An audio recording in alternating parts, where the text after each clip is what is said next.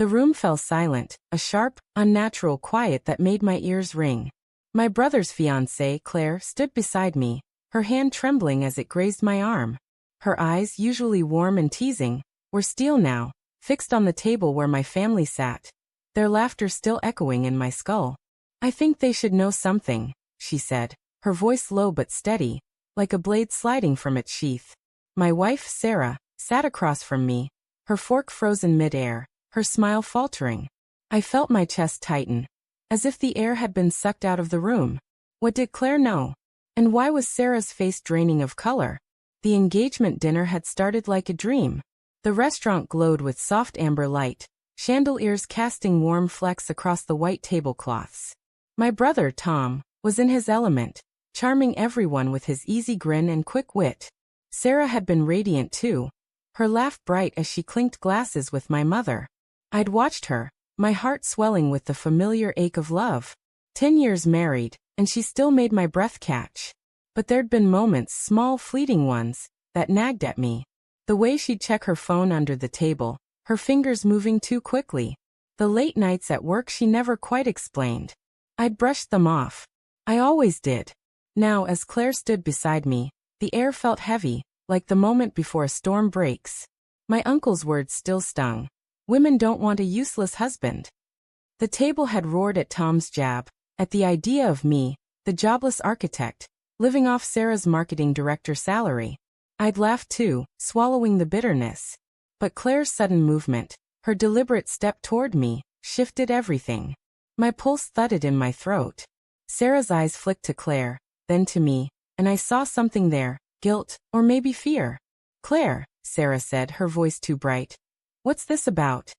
She set her fork down, her fingers twitching against the tablecloth. My mother leaned forward, her chuckle fading into a frown. Tom's grin slipped, his eyes darting between his fiancée and me.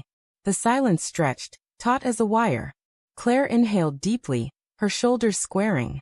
"I saw something," she said, her voice cutting through the quiet. "Last week at the hotel bar downtown. Sarah, you were there. With someone." Her gaze locked on my wife, unflinching. My stomach lurched. The room seemed to tilt, the chandeliers blurring into streaks of light. Sarah's lips parted, but no sound came out. I wanted to speak, to demand answers, but my tongue felt like lead. "Claire, you're mistaken," Sarah said finally, her voice tight, almost convincing. "I was at a client meeting. You know how late those run." She forced a smile, but it didn't reach her eyes. I stared at her, searching for the woman I knew, the one who'd cried in my arms when her father died, who'd danced with me in our tiny apartment kitchen. But her hands were shaking now, and she wouldn't meet my gaze.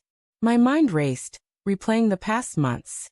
The late nights, yes, but also the way she'd pull away when I reached for her in bed. The new perfume she'd started wearing, sharp and unfamiliar. The way she'd stopped asking about my job search, as if she'd already checked out.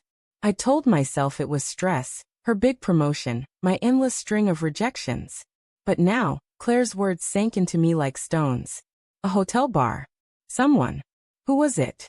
I heard myself say, my voice hoarse, barely recognizable. The question hung in the air, heavy and accusing. Sarah's eyes snapped to mine, wide and pleading. "David, don't," she whispered.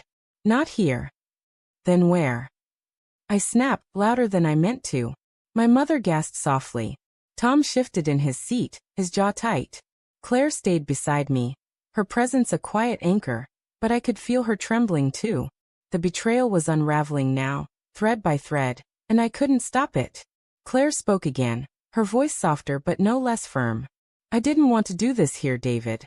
But I couldn't let them laugh at you like that. Not when," she hesitated, glancing at Sarah. "Not when I saw her with him. They were close. Too close." Sarah stood abruptly, her chair scraping against the floor. "This is ridiculous," she said, her voice cracking.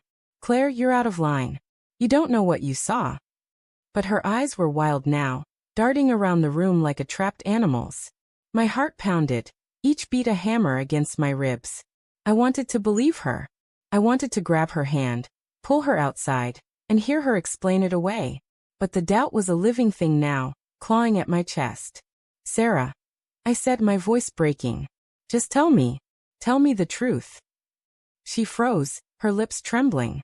The room was a vacuum, every breath held, every eye on her. My mother's hand was at her mouth, my uncle's face grim. Tom looked like he wanted to speak but couldn't. And Sarah, my Sarah, looked at me, her eyes glistening with tears. For a moment, I thought she'd deny it again, laugh it off, call Claire jealous or mistaken. But then her shoulders slumped, and she covered her face with her hands. David, I'm so sorry, she whispered, the words muffled but piercing. It wasn't supposed to happen. It was just a mistake. A mistake. The word hit me like a slap. I saw flashes of our life together, her hand in mine at our wedding, the way she'd kiss my forehead when I was stressed, the quiet mornings we'd spent tangled in sheets. All of it felt like a lie now, crumbling under the weight of that single word. My throat burned, my eyes stinging with tears I refused to let fall. Who? I asked again, my voice barely a whisper. Who is he? Sarah shook her head, tears spilling down her cheeks. It doesn't matter, David. It's over. I swear it's over. But it did matter. It mattered that she'd let someone else touch her, laugh with her, know her in ways that were supposed to be mine alone. It mattered that my family had laughed at me, not knowing the real joke was on me. I stood, my chair tipping back, the clatter loud in the silence. Claire reached for my arm, but I pulled away, my vision blurring. David, Sarah sobbed, stepping toward me. Please, let's talk. Just us.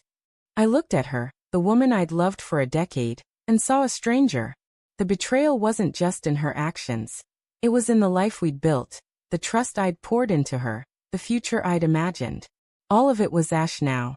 I turned to Claire, who was watching me with quiet sorrow. And then to my family, their faces a mix of shock and pity. I need air, I said, my voice hollow. I walked out, the restaurant's warmth fading behind me, the night air sharp against my skin. Sarah's voice called after me, but I didn't stop. The truth was out, jagged and raw, and it cut deeper with every step. But somewhere, beneath the pain, a quiet resolve stirred. I'd rebuild. I'd survive. And I'd never let anyone make me feel small again.